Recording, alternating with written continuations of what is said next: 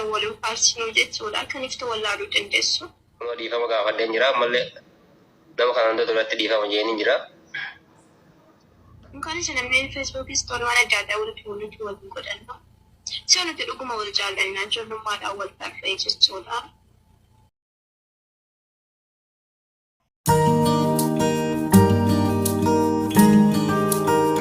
Nama dhiifama gaafadheen jira ammallee nama kana hunda duratti dhiifama jeen jira.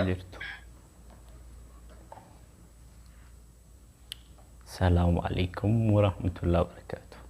الشما كم جرتو كبجمتوتا جالتمتوتا هوردفتوتا channel riqichotobi nageenyi koo kan kabajaaf jaalala qilleensumarraan qaarii bakkuma jirtanitti sina dhiqabu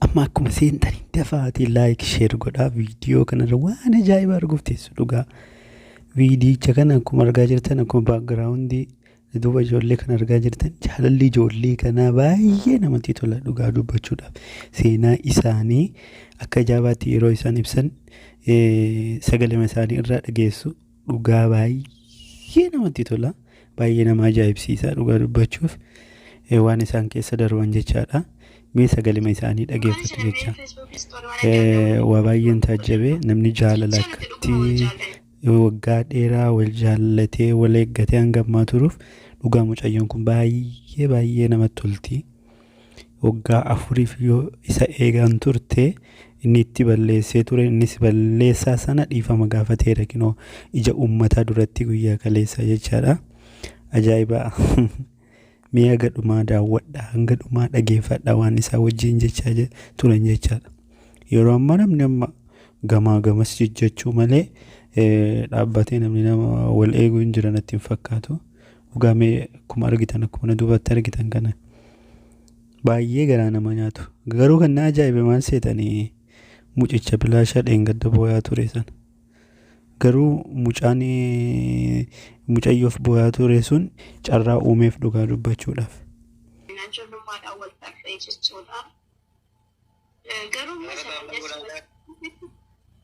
namni akkuma wal jaalachuun jiraachaa bahuun jira kaniif illee badaa kana waliin faarsinuu jechuudha kan iftu wallaaluu dandeessu. Waggaa meeqaan erga jaalattee wallahi waggaa furdaanuu na bu'ii wallahi gaafa ijoollee wallahi yoo fayyadu ta'e gaafa konsertii ala isa keessa wal barree beektan. Innaa kanaafuu gaafa sana isheen xiqqoodha baay'ee xiqqoodha achii booda wal guddifataa ture san gareeta baasadee amma baasee achii booda ani itti balleessee ture. Achi booda ganti balleesse saayititti waa'ee onnee gurraachise amma manutti hin katabina nama dhiifama gaafadheen jira ammallee nama kana hunda duratti dhiifama jeen jira achi booda ati hin deemne dhugaa wallahi baay'ee tokko naaf galatoon teesseetuma needde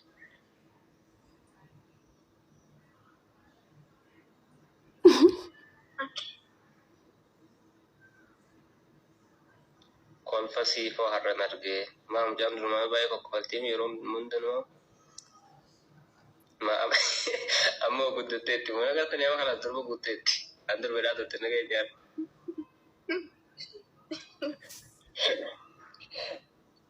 amma kalas warri miinzee ta'uu barbaadda waan keessa namni kamii godasii injinaa jalasii ini garuu egaa waan baay'ee keessa angaruu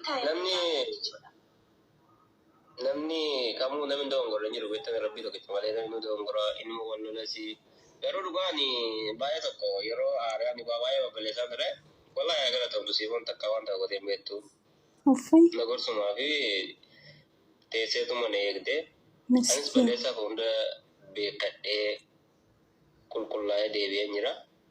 Masha Allah.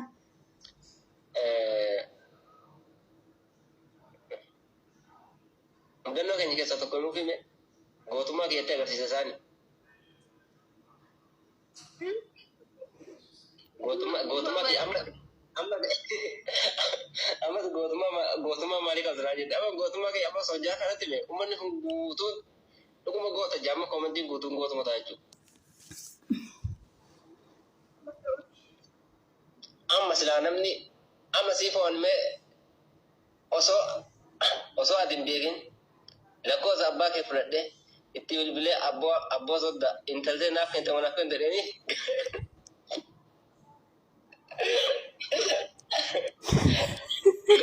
gaafadha. Mee namni akkanatti gaafatu jira namni kun guyyoomsi mootummaa jedhama. Mee isin ijoollee fudhata amma kun gootummaa mi namni silaa ogaa intala kadhatu maatii argata. Ani immoo maatii koo ergatuun dura ofumaa kiyyaa abbaa isheetti bilbilee nagaa gaafadhee intala ta'e fedhaa naaf kennitamoo naaf hin kennitu amma qurxinatti himi jedhee gaafadhee jechuudhaan. Kunummaan gootummaa guddaa mi? Ikkoo. Gootummaa miti maal akkasii? Gootummaan akkasii. Gootummaa jechuun. Gootummaa. Abeet gootummaa. Saggaatti bilbiluun gootummaa dhaare. Gootummaa natti malee.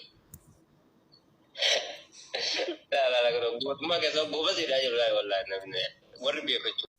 Ani akka kootti isiniif gammadeera baga rabbii walitti isiniin deebise isiniin jedha. Mabruuk ilma warqiituu fi intala jaalmaan rooti jecha. Akkasii mabruuk baga gammaddanii waliif isin haa kaa'u umrii dheeradha hamtuu isin irraa qabu jechuun barbaada. Yoo yaada qabaattanii hordoftoonni koo yaada kennaa fi warri ammaachi mucayyoo irratti duultanis mucayyoo irraa dhaabbadha. Warri mucaa irratti duultanis dhaabbadha. Ijoolleen lachuu ilmaan goototaatti ol argate jechaadha.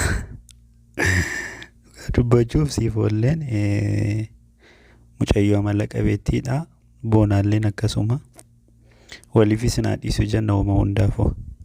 Mucaa kaaniin immoo waaqni sabrii siif haa kennu, waaqni si haa tasgabbeessu, jaalala ishee si keessaa balleessu, tan biraa siif haa laatu jechuun hin barbaada asumaan carraa kanaan jechaadha. Akkasii warri hanga dhumaa viidiyoo kana hordoftani laayik sheer otoo hin goone biraan darbina.